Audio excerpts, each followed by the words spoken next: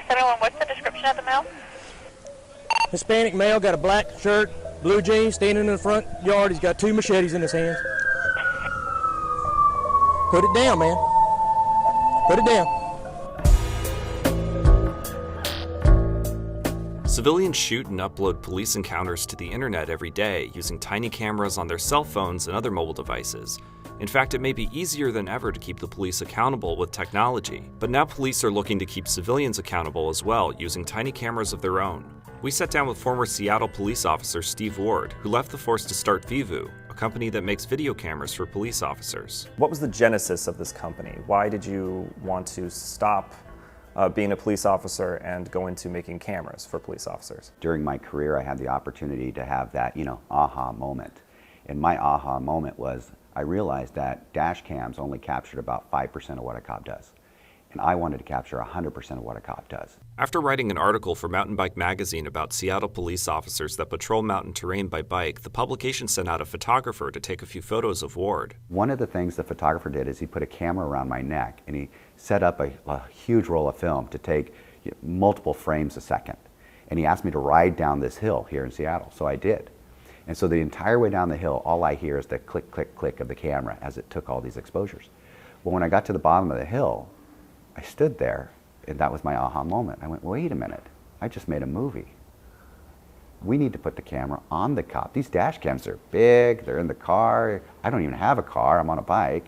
So I thought, somebody needs to do this. That was in the mid-90s, and it took me all the way till 2007 until the technology existed where I could actually make a small wearable camera for cops. On our cameras, you just flip the switch down and you're recording, and when you're done recording, you flip the switch up. And notice we could have a big switch. You could do it under stress with gloves on in inclement weather. There's a green circle that's around the lens of the camera. Talk about that. This piece is what we call the visible indicator that recording is occurring. We want everybody to know our cameras are being worn. We're not a surreptitious camera company. We don't make spy cams. We make very overt video cameras, and we want people to know they're being recorded. Everybody behaves better when they're on video. Both parties. Can I handle it? Is that okay? Please.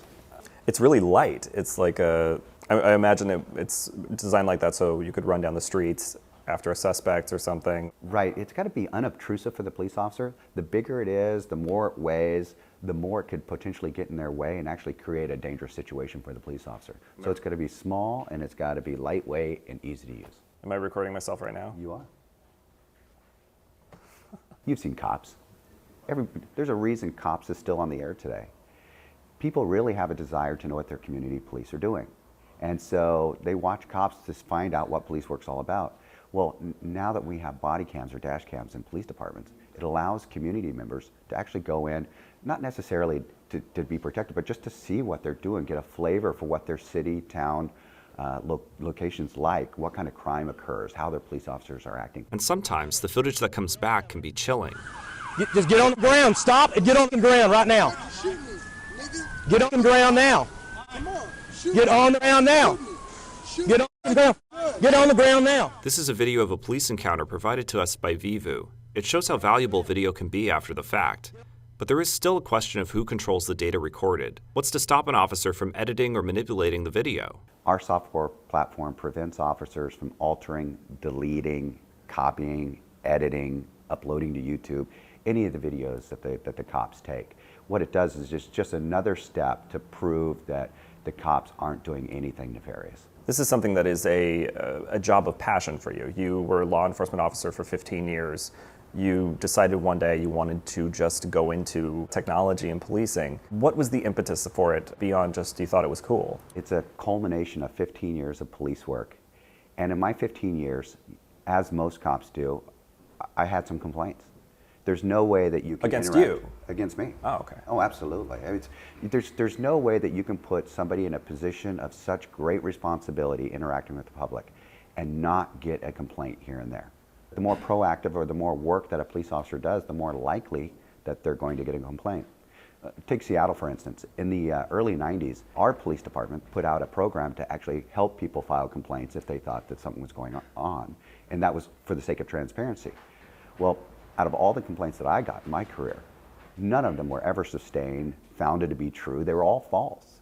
Typically, a lot of people file complaints against an officer to raise a question at trial.